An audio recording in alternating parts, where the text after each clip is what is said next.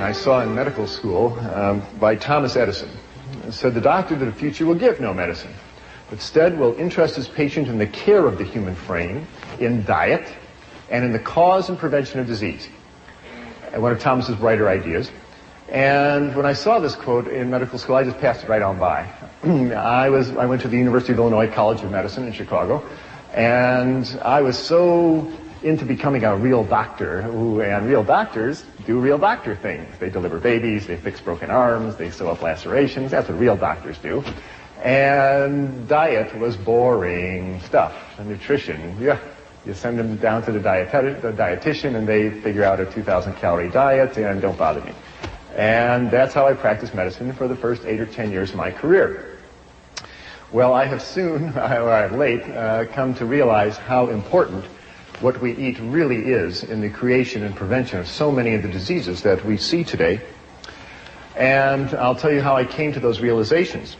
Now, the North American diet has changed. This is not going to be a technical lecture, but I did want to show you this one graph because there are some very significant lines here. The two top lines, the lavender line and the yellow line, are the amount of plant-based foods that are consumed in the United States and in Canada as well. And this is back in 1909. You can see we were eating a lot of grain products. We were eating almost 300 pounds of wheat and barley and other grain products, and almost 200 pounds of potatoes a year. Look what happened in the intervening 85 years. Our consumption of wheat and grain products have fallen to half of their 1909 level, and our potato consumption has fallen to half of their 1909 level. Look what happened to the amount of flesh foods that we are eating. The amount of milk we consume has more than doubled. Our beef consumption's gone up by 50%, and our chicken consumption's gone up by 280%. We are eating a tremendous amount of animal flesh, and we have essentially exchanged a plant-based diet for a meat-based diet. And the results have been just disastrous for both our health and the environment. Consider how much animal flesh most North Americans eat. In their lifetime, the average meat-eating American is going to eat 15 cows. Going to eat 24 hogs, eat 12 sheep. She will eat 900 chickens, and 1,000 pounds of assorted animals that either swam in the water or flew in the air. That is a tremendous amount of animal flesh to be pouring through the human bloodstream year after year. No wonder we wind up with clogged arteries and high blood pressure and cancers and a lot of other diseases, and I'll show you how those two are related. Let's talk about the health effects of an animal-based diet. Here it is, the great American dietary catastrophe in all its glory. I grew up thinking this is good food. What's for lunch, Mom? Oh, I got something good for you, son, she'd say. And she would give me some food like this. And my mother didn't know, and your mother didn't know. They didn't know that the sausages and the eggs and the ham were just loaded with fat and cholesterol. And this is a coronary artery thrombosis waiting for some place to happen. Now, what is the effect on your body when you eat food like this? Well, the effect was brought out very dramatically to me about 10 years ago. I was on the cardiovascular anesthesia service. That's the service that deals with people's hearts and blood vessels.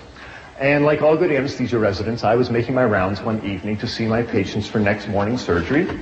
And the last patient I was seeing, I pulled back the curtain, and there was Mr. Phillips. Nice fellow, but he was just huge. He weighed 290 pounds. And he was booked for a 4-vessel coronary artery bypass procedure. He weighed 290 pounds. 290 was also his systolic blood pressure. It was also his cholesterol level. It was also his blood sugar level. I called him Mr. 290. Nice guy, but really clogged up in his arteries. And because it was late at night, it was too late to call the blood drawing technician up to draw his blood test, I drew his preoperative blood work into a glass tube. And I put it out at the nurse's station, and later I came by to pick up the blood tube and take it down to the laboratory. And when I looked at the tube of blood, I couldn't believe my eyes. When you draw blood into a glass tube and let it sit there for an hour, it separates out into two parts, and the red clot settles to the bottom, and the liquid part of the blood, the serum, rises up to the top. Here you see two tubes of blood, and the tube on the left is normal serum, is normal blood. Here you see the dark red clot. And this golden yellow liquid, this is normal serum. This is what your blood is supposed to look like. But I looked at Mr. Phillips' tube, and it was just shocking. The serum floating in his tube was thick and greasy white. It looked like Elmer's glue. It stuck to the sides of the tube when I shook it. I went back into the room. I said, Mr. Phillips, did you eat before you came to the hospital? He said, yes. I said, what did you have? He said, I had a double cheeseburger and a milkshake. And when he said that, I realized what I was looking at was all the fat in the beef burger, and the butter fat, and the cheese, and the butter fat, and the ice cream, and the butter fat, and the milk had oozed out into his blood and turned his blood fatty.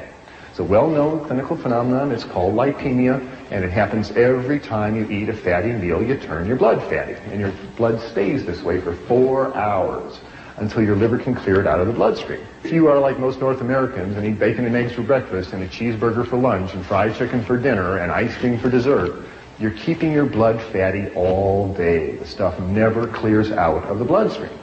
You keep your blood fatty for 40 years, 50 years, 60 years. What do you think is going to happen to the arteries carrying all that fat? I will show you what happens to the arteries carrying all that fat in a few minutes, but it's a disaster. There's a lot of fat in the North American diet, and it's hidden in most foods. You can see the fat around a T-bone steak, but most of the fat is in the muscle of the animal, and it's hidden in the dairy products. And most of the folks who present food to us don't want us to think about the fat, especially the fast food industry. They really don't want you to think about how much fat is in their burgers and hot dogs, except one chain of fast food restaurants in Los Angeles. There is one burger chain that is very forthright about the reality of the fat content of their diet, and they come right out and tell you clearly on their marquee about the product that they're selling. Now, if you stood outside the exit door of this restaurant or McDonald's or any other fast food restaurant where people are shoveling in their cheeseburgers, if you stood at the exit door with a needle and a syringe in your hand and drew blood on the people walking out the exit door, what you would see is most of the blood would be as fatty as Mr. Phillips' blood tube. Now, they're all in there making the blood fatty. If you ever have a big cheese pizza and a bowl of ice cream afterwards and you feel a little greasy on the inside, it's because you really are. You really go greasy on the inside.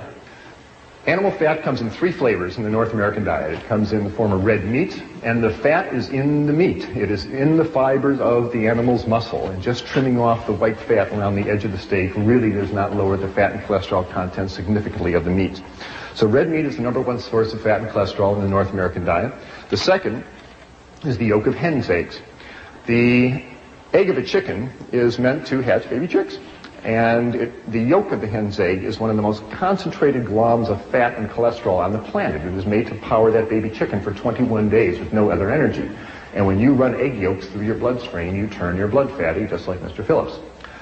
And the third source of fat in the North American diet comes from that white fluid that comes out of the udder of a cow. Now, cow's milk is a high-fat fluid exquisitely designed for turning a 65-pound calf into a 400-pound cow in a year. That is what cow's milk is for. Now, whole milk has a butterfat content of 3%. That's the cream that rises up to the top. And you drink a 3% solution of butterfat, you're going to turn your blood fatty, as will a 2 and 1% solution of butterfat. But at the dairy, the butterfat is skimmed off and they concentrate it into huge vats, half the size of this room. And they concentrate the fat to 50, 60, 80, 90% fat. This stuff is so thick you can walk across it. Why do they do that? Well, they do that so you will buy it and eat it. The butterfat is mixed up with air until it hardens into chunks called butter. The butterfat is mixed with sugar and frozen and sold as ice cream. The butterfat is mixed up with cocoa powder and sugar and sold as milk chocolate. Butterfat is mixed up with bacteria and allowed to ferment until it turns into sour cream. A lower fat version is called yogurt. And the butterfat is mixed up with calf's stomach and bacteria and allowed to ferment for about 6 weeks till it hardens into chunks called cheese. These are all forms of butterfat. The folks at the dairy want you to buy the butterfat and eat it. And when you do, you turn your blood fatty. There's absolutely no reason to run butterfat through your bloodstream at any time, and I'm submitting to you that you'll be a lot healthier and happier if you do not. Cow's milk is for baby calves. You have no more need of cow's milk than you need giraffe milk or horse milk or rat milk.